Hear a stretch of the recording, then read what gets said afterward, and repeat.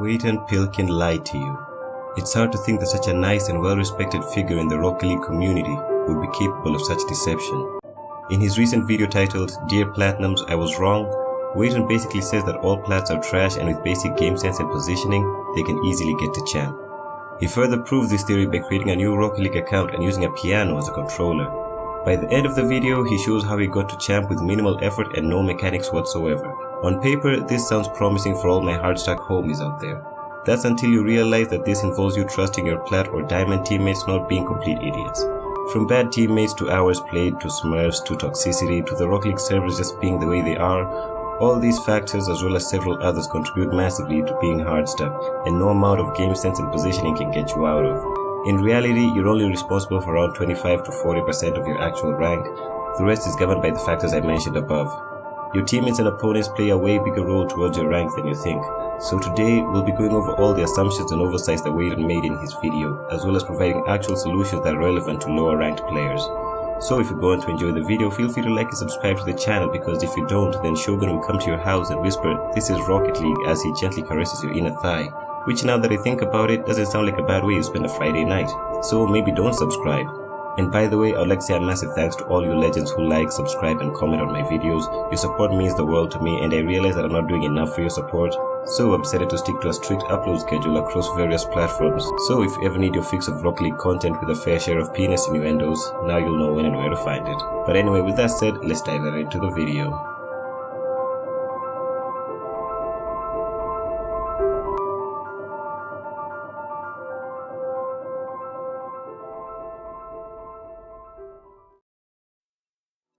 First off, before the video actually begins, I would like you all to keep in mind that at the time of recording this video, Wayton has over 7,000 hours in Rocket League and is currently GC2. This means he has a lot of experience and was playing a full 7 ranks below his actual rank.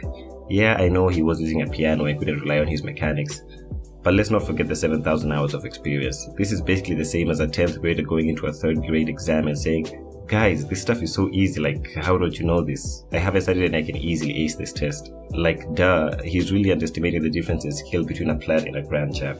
Like, hasn't Musty made a video where there's like one GC up against like 50 plats and they get their asses handed to them? Some people might argue that he's using a new and totally unique input device, so he was also handicapped.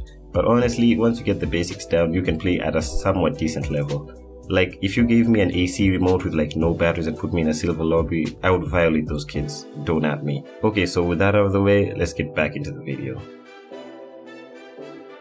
In the video, Wayton starts off by saying people in plat prioritize learning difficult mechanics instead of focusing on positioning, and that's why they can't rank up. But today, I'm here to tell you that no amount of positioning or game sense will prepare you for the absolute aids you'll get from your teammates, your opponents, and the Rocket League servers. In Rocket League, there are so many variables that determine each rank that it's virtually impossible to say that all you need to rank up is position yourself better. And over the past 2 months of being on the worst Rocket League losing streak probably in history, I've learned quite a lot in that time. During this period, I've learned that the skill gap within ranks like Plat and Diamond is so big that it feels like there should be a separate rank between them. There are people out there who are so outrageously bad it's actually unbelievable. Which actually brings me to my first point: shit teammates. I swear, with some of these teammates, it's no wonder I'm an alcoholic.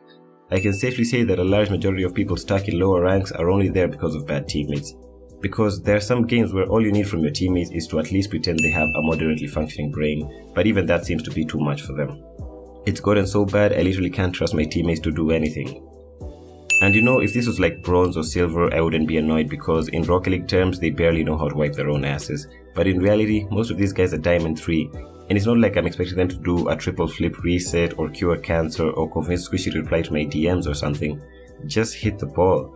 So if you want to reduce your chances of heart failure caused by bad teammates, don't solo queue. It's not good for your rank, your health, and your sex life.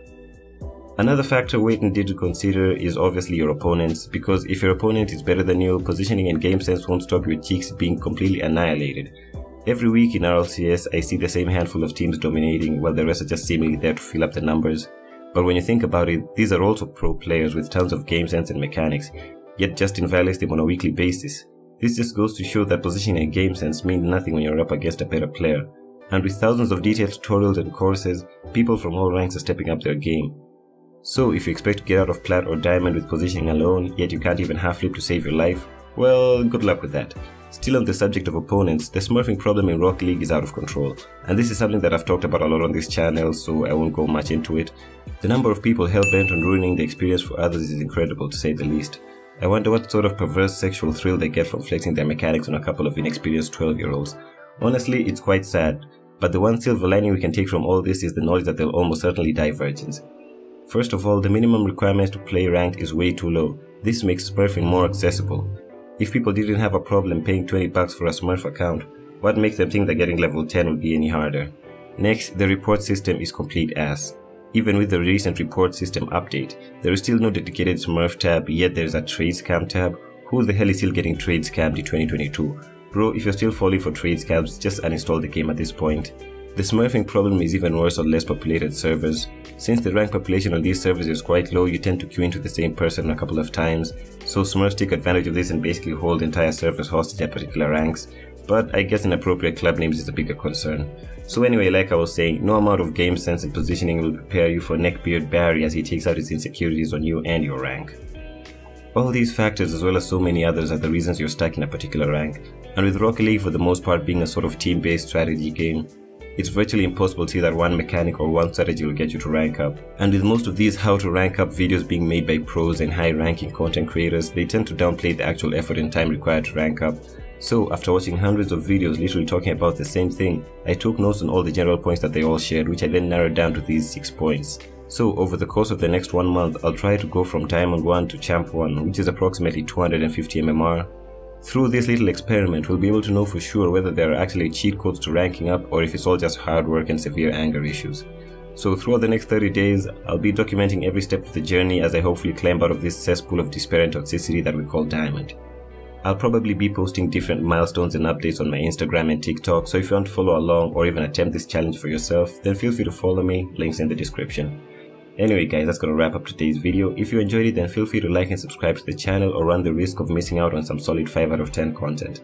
If for some reason you would like to see more Rocket League or gaming content in general, then check out my socials down below. With that said, I hope you enjoyed it and I'll see you all in the next one. Peace.